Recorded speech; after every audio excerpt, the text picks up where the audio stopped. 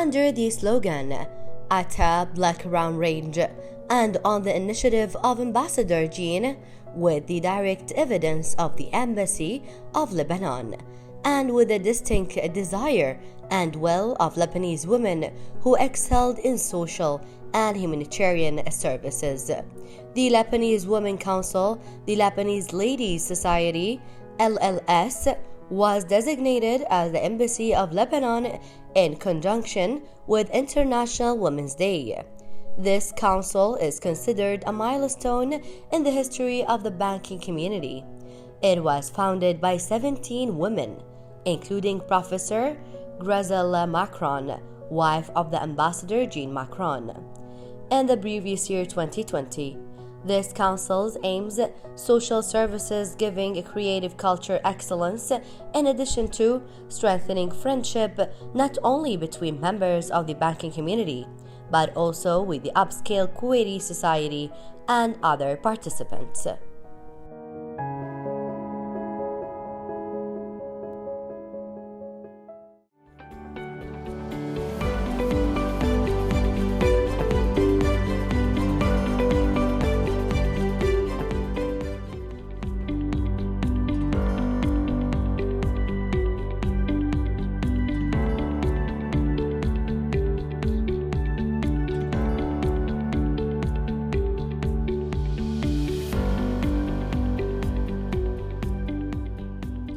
That was really an interesting introduction.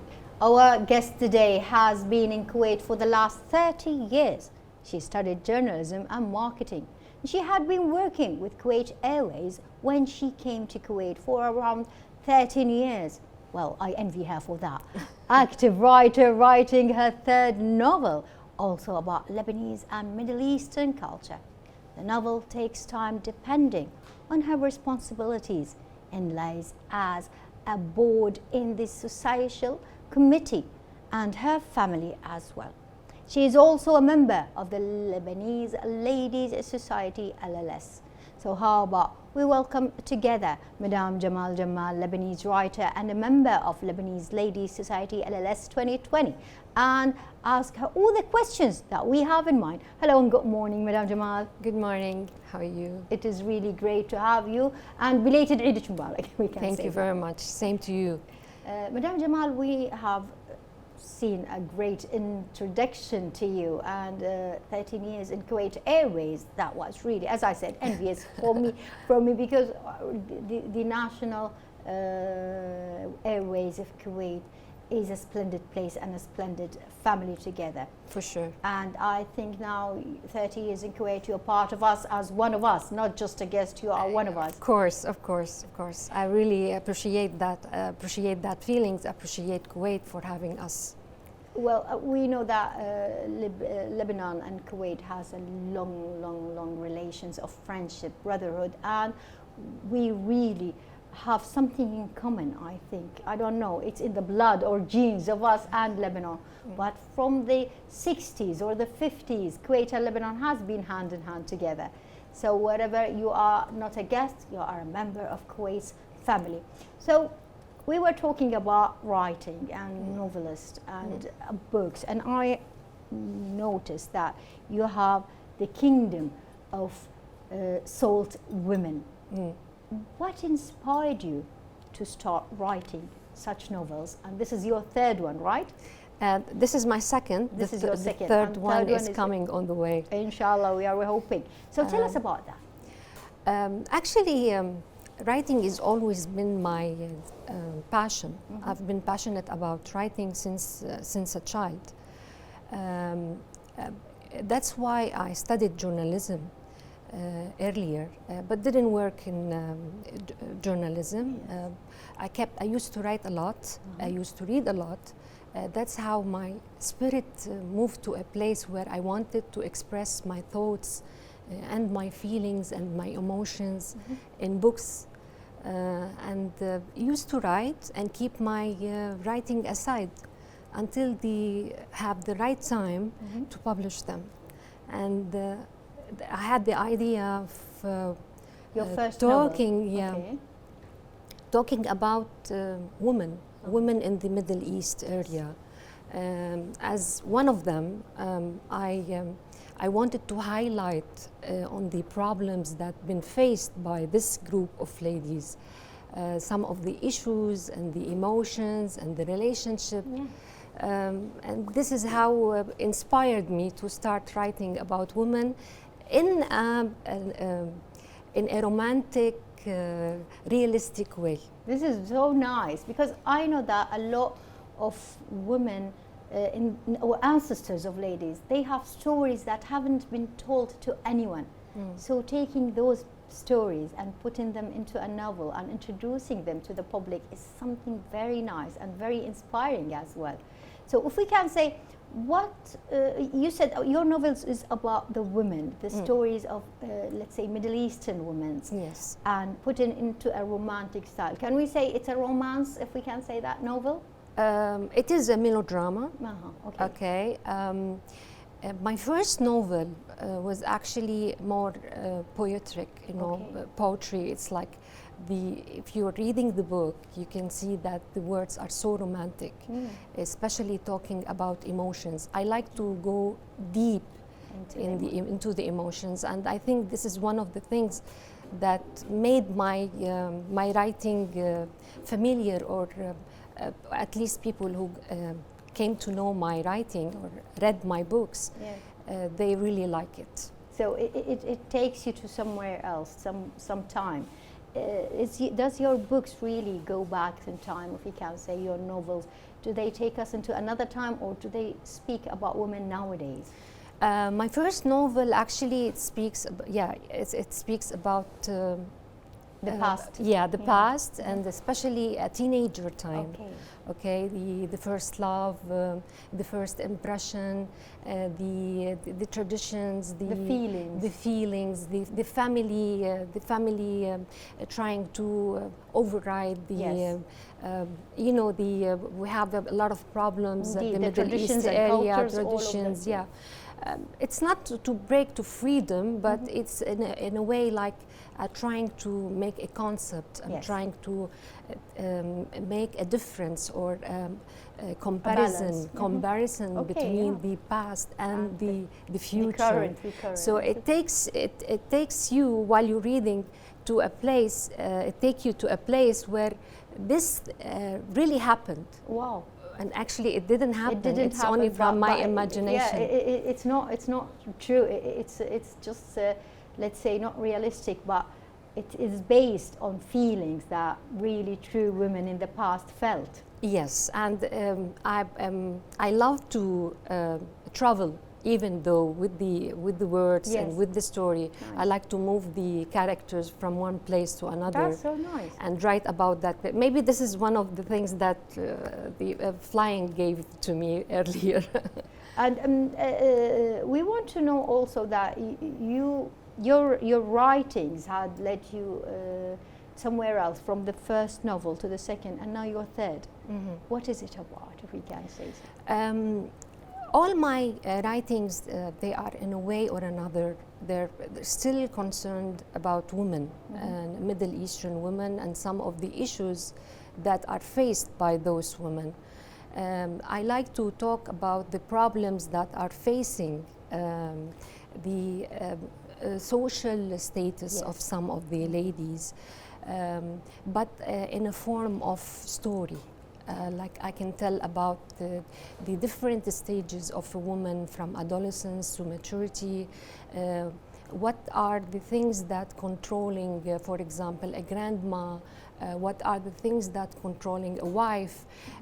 I like to emphasize on a matter which is very important for me in the writing, in my books. Novels, yes. Okay, and in my novels. I wanted the education to be the arm that every woman should have to face the challenges of life. This is so noble of you, because yes, education is, let's say, the opposite of ignorance. And if you are educated, you can know your rights, you can know what you can do and how to progress in the future. Exactly. So this is my main thing. I'm emphasizing on these points. Yes. In the first novel, the second novel, the third novel is going to talk about problems we have with the women in Lebanon.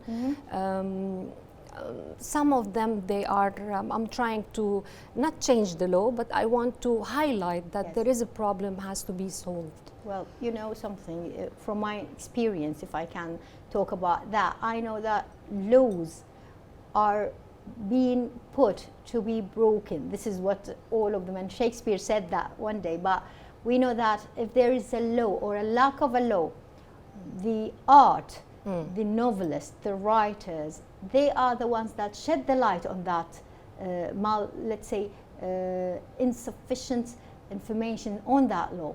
So everybody can look at it from that point and then put it back together again. We also want to talk about, you said you wanted to talk about women, Lebanese women, Middle Eastern women, and I wanted to get back to that you are a member of the LLS. Yes. Tell us about the LLS. Lebanese Ladies Society was established by His Excellency former Ambassador Mr. Jean Macron and his wife, lawyer or professor Graziella Macron. It is initiatives and it gained some of the ladies who are distinguished by their humanitarian services and social abilities and wills to serve the country. Yes. Of course, and to have we are a non-profit organization. Yes. Okay, and we try our best to have this humanitarian services, Nice. highlighting culture and educational parts of that. Yeah. So what's the aim of the LLS, if we can say that? As I told you earlier, it highlights the cultural occasions, and with strengthen, we're trying our best to make a good relationship between the Lebanese community and the Kuwaiti one and other nationalities. We are humanitarian at the first and the last thing, but we really wanted our community to be in touch with the country and in good relationship with the community. This is so nice because we know that Kuwait has been nominated as the humanitarian country, and the late Prince Sheikh Sabah Ahmed al-Jabir al-Sabah, may his soul rest in peace, was named humanitarian leader. We know that we are, as you said, as humans, we want to highlight the good deeds of others. We want to emphasize on that we are all humans in this land, and we want to show others how we can improve our humanity to each other. So I know also that the projects that the LLS is doing is very much. Tell us about those projects. We have actually a long list, but one of the main things that I'm proud to announce about during the COVID-19 crisis in 2020, Lebanese Ladies Society was the distributors and the organizing for the food aid for the Lebanese people in Kuwait City. And also we had the fundraising, which is one of the best, I believe, projects that moves us as Lebanese Ladies Society. The fundraising for the part or renovation of the hospital St. George in Beirut, which was exploded by the port during the Beirut port explosion.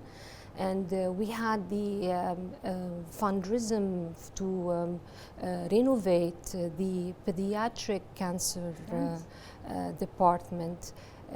This is one of the things, and also we had fundraising also to Sibleen Hospital, We had elections, we were helping in elections at the Lebanese embassy. We're always there with the Diwan when we have meetings for the Lebanese embassy under the cover of the Lebanese embassy. We have a lot of organization and participation in culture meetings, seminars, which always done at the Diwan, the Lebanese embassy. We had like 3-4 seminars. One of them was about with the Dr. Siham Qabandi about the quality of life. That's really great. It's a nice, catchy. And the family, you know, under the circumstances of the new technology and all that. And we had also with Mr.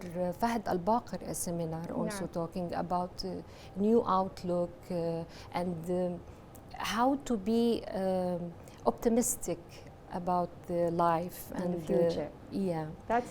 This is so great. I know that a lot of projects has been done by the society, and I know that no matter what, we know each NGOs, non-professional organizations are really giving to society, especially helping each other. Thank you very much, Madam Jamal, for being here with us, giving us a hint about the writers' obstacles as well as the LLS Society. Thank you very much. Thank you for having me. Thank you. It was a great honor. Thanks to our guest, Jamal Jammal, Lebanese writer and a member of Lebanese Ladies Society LLS 2020. And you know something, it is really crucial that we lend a hand to each other. We stay together. It's not just the Lebanese Ladies Society. We are all in this society together. And moving on to another who doesn't like the sound of music, Da Capo Expressions, an academy that sees the vision to cultivate a vibrant community where the transformative power of music is embraced and celebrated. They aspire to be a flair of excellence in music education, offering private piano and violin classes led by professional instructors who are dedicated to nurturing the artistic growth of each student. Well, I remember in my early days, let's say a couple of years ago when I was in high school, I had the opportunity to be taught how to play the org. So how about we check the report with Hassan Abbas, owner, founder of that academy, and see what they have to offer our children and us.